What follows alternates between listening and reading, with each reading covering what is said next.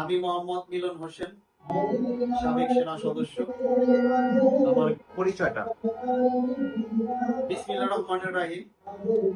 আমি মোহাম্মদ মিলন হোসেন, সাবেক সেনা সদস্য। আমার গ্রাম দৌলতপুর সদর। আমার পিতা মোহাম্মদ হায়দার আলী, সাধারণ একজন কৃষক।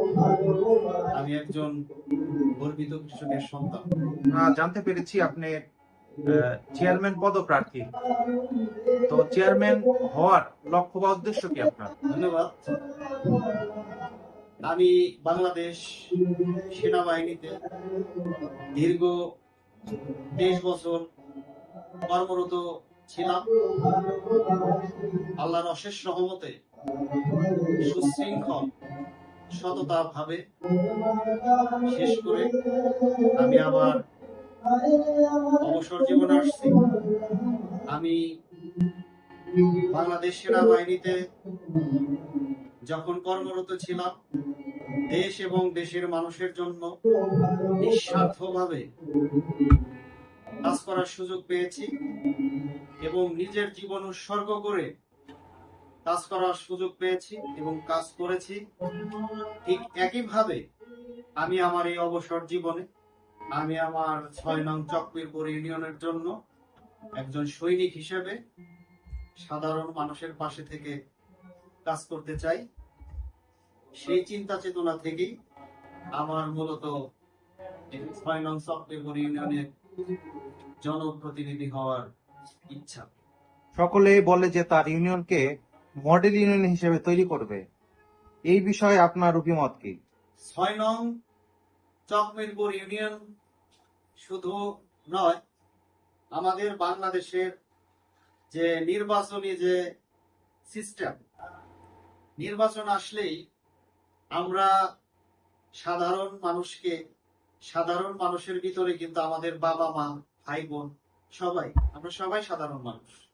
আমরা সেই সাধারণ মানুষকে বোকা বানানোর চেষ্টা করি, কিন্তু আমরা অনেকেই জানি না বর্তমান সমাজের সাধারণ মানুষ অনেক সচেতন এবং তারা এখন ভালো মন্দ বিচার এবং বোঝে। আমি মনে করি যে একজন জনপ্রতিনিধির দায়িত্ব মহান আল্লাহর তরফ থেকে আসে।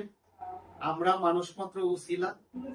মহান আল্লাহ যদি সেই সুযোগ আমাকে কোনো দেন, তাহলে আমার ভিতরটাকে যদি আমি মডেল করতে পারি, আমি আমার ভিতরটাকে যদি সুন্দর করতে পারি, অটোমেটিকলি আমাদের দেশের প্রত্যেকটা সমাজ এটা চেয়ারম্যান ব্যতীত এটা উন্নত করা যায়। তো আমি চেয়ারম্যান যদি মহান আল্লাহ তাআলা আমাকে সেই দায়িত্ব কখনো দেন, আমি আমার ভিতরটাকে মডেল করার চেষ্টা করব। আমি আমার ভিতরটাকে সুন্দর করার চেষ্টা করব। তাহলেই আমার ৬ নং চকমিরপুর ইউনিয়নের সকল কিছু সুন্দর হবে ইনশাআল্লাহ। আমরা জানি সারা দেশব্যাপী মাদকের ভয়াল গ্রাসে যুব সমাজ ধ্বংস হয়ে যাচ্ছে। তো আপনার ইউনিয়নের প্রতি এইটা আপনার পদক্ষেপ কি থাকবে মাদকের বিরুদ্ধে? মাদক বাংলাদেশে শুধু নয়, পুরা বিশ্বে মাদক এখন একটা ব্যাধি হয়ে দাঁড়িয়েছে। এই মাদককে নির্মূল করতে হলে আমাদের সবাইকে আগে মাদক মুক্ত মন তৈরি করতে হবে। আপনি যত আইন, যত কিছুই এটাকে রক্ষা করতে যত পথ অবলম্বন করেন না কেন, আমি মনে করি আমার ভিতর যদি আমি সংস্কার করি, আমি যদি আমার ভিতরটাকে মাদক মুক্ত করি, তাহলে এটা শুধু জনপ্রতিনিধি হইলে এই মাদক মুক্ত কাজ করা যাবে, জনপ্রতিনিধি না হলে করা যাবে না, বিষয়টা তা না। আমাদের এই সমাজকে, আমাদের এই দেশকে মাদক মুক্ত করতে হলে সবাইকে সবাইকে একজন করে জনপ্রতিনিধি মনে করেই এই মাদক মুক্ত করা সম্ভব, তাছাড়া সম্ভব না। প্রতিহিংসা মানুষকে আসলে ধ্বংস করে দেয়। এই বিষয়ে আপনার অভিমত কি? প্রতিহিংসা হচ্ছে আত্মার একটি ক্ষত, আমি মনে করি।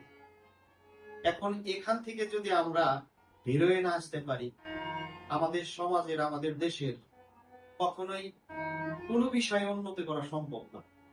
তাই আসুন আমরা সবাই মিলে দেশ এবং দেশের মানুষের জন্য আমরা প্রতিহিংসার প্রতিযোগিতায় অংশগ্রহণ না করে আমরা সবাই মানবিকতা, সহনশীলতা এবং বিনয়ের প্রতিযোগিতায় অংশগ্রহণ করি, তাহলে আমাদের মানসিকতার উন্নতি হবে। আর আমাদের মানসিকতার উন্নতি হলেই আমাদের সমাজ এবং আমাদের এই দেশের উন্নতি হবে ইনশাআল্লাহ। আচ্ছা, নির্বাচনে সাধারণ জনগণের প্রতি আপনার প্রতিশ্রুতি কি?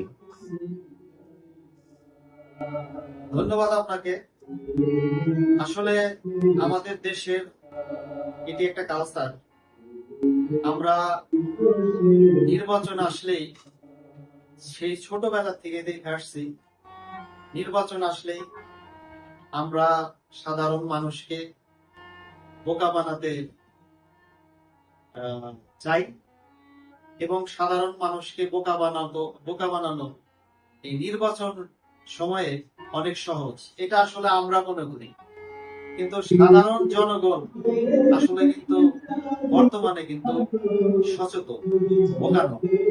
নির্বাচন আসলেই আমরা বিভিন্ন রাস্তা ঘাট কাজ করি, মসজিদ, মন্দির, স্কুল, কলেজ মডেল টাউন হিসেবে গড়ে তোলার যে প্রতিশ্রুতি আমরা নির্বাচন আসলে দিয়ে থাকি, আসলে আমি এই ধরনের প্রতিশ্রুতি দিব না, কারণ নেতৃত্ব এবং দায়িত্ব মহান আল্লাহর তরফ থেকে আসে। মহান আল্লাহ এই অর্পিত দায়িত্ব কাকে দিবেন এটা আমরা কেউ জানি না। আল্লাহ বলছেন তোমরা সবাই চেষ্টা করো। যদি কোনো দিন মহান আল্লাহ এই দায়িত্ব আমাকে দেন, সেই অর্পিত দায়িত্ব আমি আমার সাধারণ মানুষের মাঝে আমার আগে মনটাকে মডেল করতে হবে, আগে আমার মনটাকে সুন্দর করতে হবে, আগে আমার মনটাকে মাদক মুক্ত করতে হবে, আগে আমার মনটাকে সুশৃঙ্খল করতে হবে, আগে আমার মনটাকে বিনয়ী করতে হবে, আগে আমার মনটাকে সহনশীল করতে হবে, আগে আমার মনটাকে মানবিকতা করতে হবে।